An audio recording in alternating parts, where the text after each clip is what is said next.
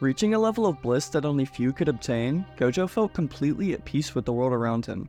In that moment, the Honored One had truly ascended. What's going on, everybody? My name is Animasu, and in today's video, we're actually going to be taking a look at one of Jujutsu Kaisen's most important fights, Gojo vs Toji. Alright, before we get into the video, I want you all to go show some love to these three people specifically, because every single panel that you'll see in this video was colored by them. These awesome ass people have allowed me to use their work in today's video to enhance the experience for you guys, so make sure to go show them some love. Without further ado, let's get straight into the video. I hope you all enjoy, and make sure to subscribe if you want more content like this. This is why I waited, for you to be worn down. With the blade of a katana being plunged through Gojo's back, everybody's just watching along in shock as the unexpected has happened.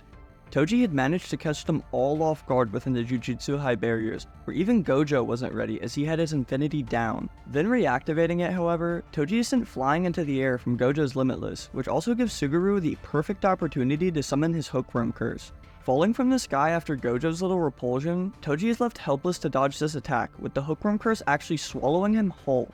We then watch as Suguru uses this chance to run over and check up on his friend.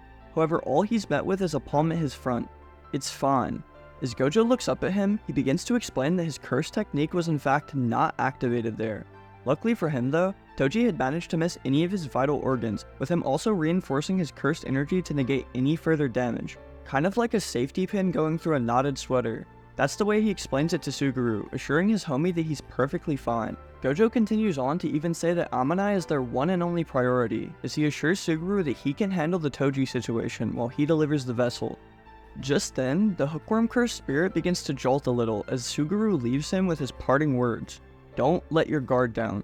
Taking off his shades while even donning a smile, Gojo just jokingly asks who he thinks he's talking to. With Amanai now gone, Gojo watches as a blade emerges from the inside of the cursed spirit, with us obviously knowing who it belongs to. As Toji stands there all bloody after exercising the curse, he simply just bears a twisted smile, with his eyes completely widened out. Perceptive as he is, Gojo then notices that there's notable differences with his opponent now. Not only is his sword he's wielding completely different, but Toji also now has a cursed spirit wrapped around his body. As he just stands there on one of the gates, Toji himself is looking around for Amanai, confused about where she's gone.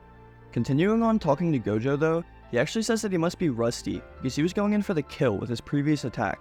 Gojo himself then goes on to call his opponent an idiot, because Amanai's bounty had already been lifted, meaning that there's no money involved for him anyway.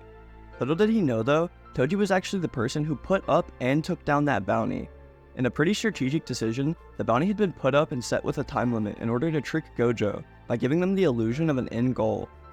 He goes on to explain that it would have worked even better if some of the sorcerers had died. However, if there wasn't a time limit on the bounty, Gojo probably would have never dropped his technique until the job was finished. With him now understanding Toji's strategy, he launches his offensive employing his curse technique Blue in order to create an alluring force behind Toji, which propels him swiftly and forcefully into the distance. Although employing Blue, Toji demonstrates here his superior reflexes and immense speed, as he jumps between the rooftops unpredictably. As he once again goes for the fatal strike on Gojo, his head and neck begin to pull back, as the curse technique Blue has once again gotten him. With one wave of his arm, Gojo is now throwing this assassin into multiple different walls, using his field of attraction technique to toss him all around. One thing he points out though, is Toji somehow knows about Gojo's curse techniques, which is why he's been laying low and moving with a plan. Gojo believes that his strategy is somehow involved with that new cursed weapon that he brought out, as he mockingly tells him that it's too bad that he can't get Where is he? The hole where Toji was thrown is now empty. Frantically looking into the tree line where he hears noises, Gojo is doing everything he can to attempt and track him. Due to him lacking cursed energy, Gojo can't even track any of Toji's movements directly. He debates whether if he should rely on instinct here, but he actually decides to just try sensing the cursed spirit that's wrapped around Toji's body. The thing is though, when I say that Toji is fast, I mean fast as hell, which leaves Gojo with only one option. Once again activating the technique Blue, he cranks up his cursed energy usage to the maximum, while a glowing blue ball of energy forms in his hands. As he then expels the cursed technique outwards, every piece of the building is getting sucked into its pool, due to him spinning it in a circle to clear away everything. With Gojo now just standing in the center of all his destruction, we can see that there is nothing remaining from any of the walls of the building. This had effectively cleared up his field of vision, meaning that there will be no more surprise attacks from Toji. With Gojo then looking towards the forest, a swarm of something seems to be approaching in the sky, slowly getting closer to him. As he focuses closer though, inspecting the situation, Gojo quickly figures out what this form is. Flyheads. As these disgusting bug curses swarm all around Gojo, he actually decides to expand the range of his infinity to keep them away.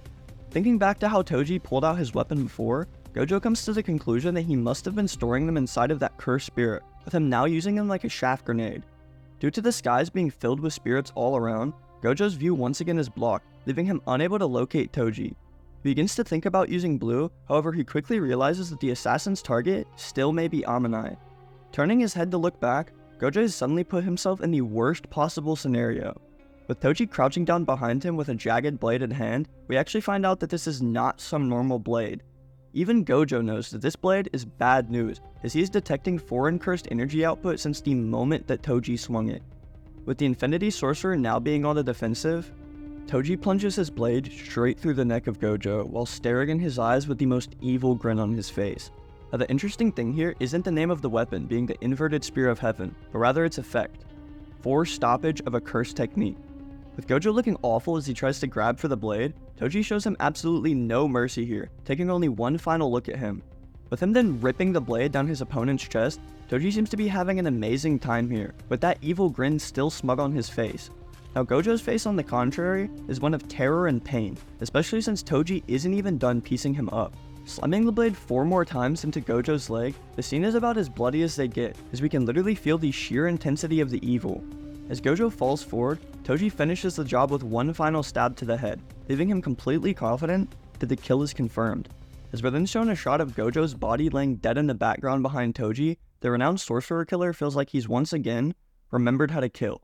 Now, as you should know if you're watching this video, Gojo's end obviously would not be to that blade in his head, as the events of the hidden inventory arc are just a prequel after all.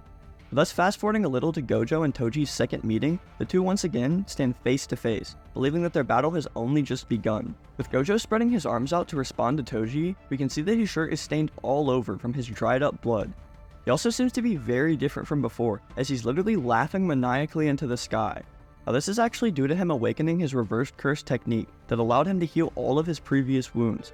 This is also what has him feeling like he's on cloud 9, with him practically moving in sync to the world around him.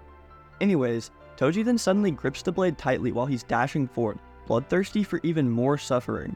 As he takes stabs and cuts at him though, Toji doesn't actually manage to even get one hit on Gojo, as he's dodging everything flawlessly. While being perfectly calm, he's only making the necessary moves, as like I said, he's moving in sync to the world around him. With him then leaping into the air in order to create some distance, Gojo has a look of intensity in his eyes as he begins to make some hand signs. The positive energy born from my reversed curse technique now flows into the limitless technique carved inside of me. With these words, it was time for Gojo to finally reveal his new power. Curse technique reversal. Red. With Gojo creating a radiating red ball at his fingertips, Toji does not look a bit concerned here, as he even raised his blade to block.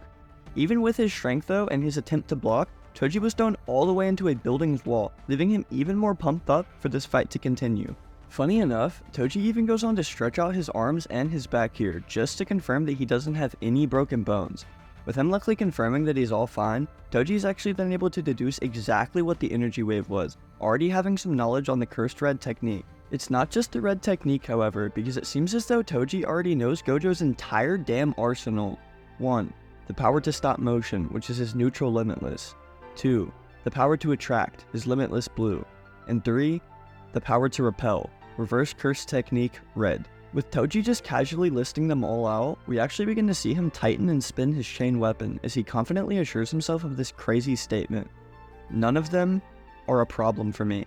Now he may sound like a maniac saying this, but he's also able to list all of the ways that he can counter Gojo here, so he might not actually be bluffing here. For the limitless technique, Toji hasn't had an issue with that from the start. However, for Gojo's attraction and repulsion abilities, Toji will just have to leave those up to his ultimate counter, the special grade tool Inverted Spear of Heaven.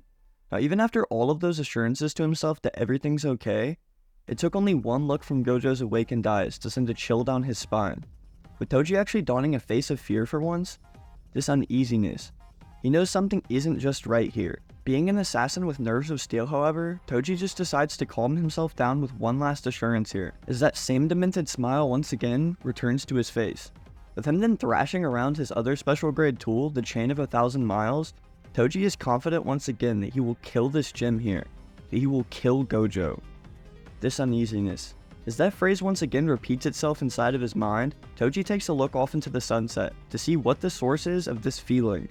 All he sees, however, once again is Gojo, floating upside down in the air while entranced in this feeling of peace.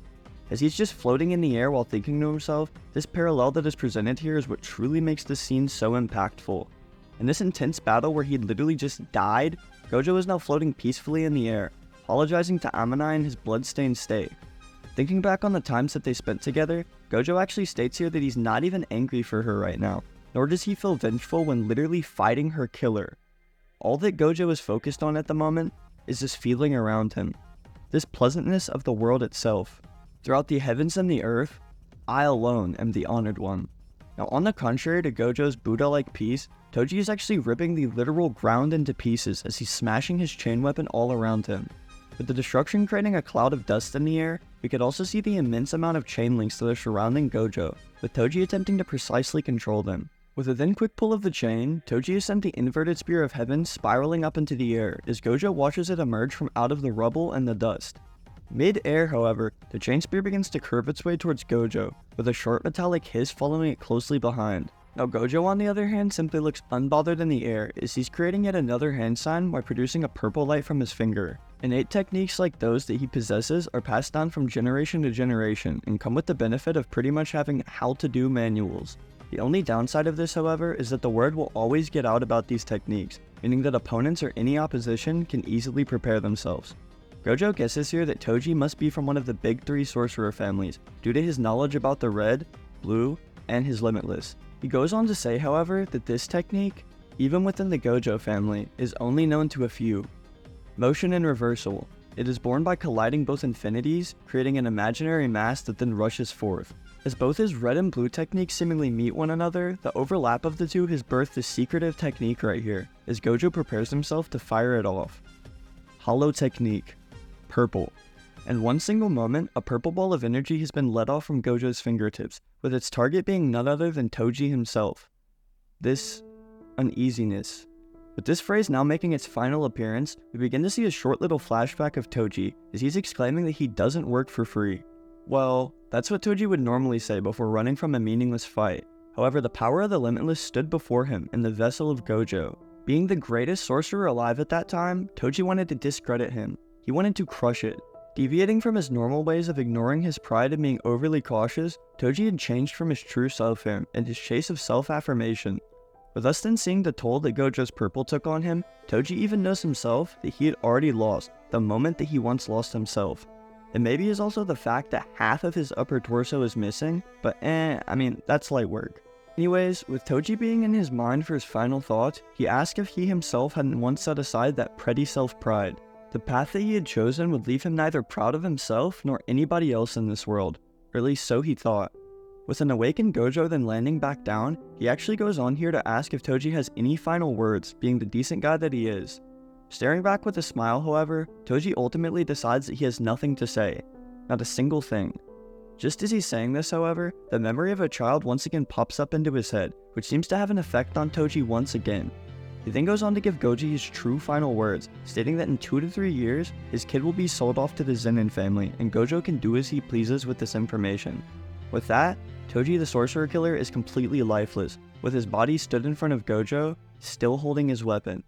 Now with that being the conclusion of the fight between Jujutsu Kaisen's Sorcerer Killer and the Honored One, make sure to let me know what you all thought about this brawl down in the comments. If you would like to see more Jujutsu Kaisen content, or maybe any other series you have in your head, make sure to check that you're subscribed to the channel, comment on my videos, and even join my community Discord if that interests you. Thank you all so much for tuning in, and please, have an amazing day.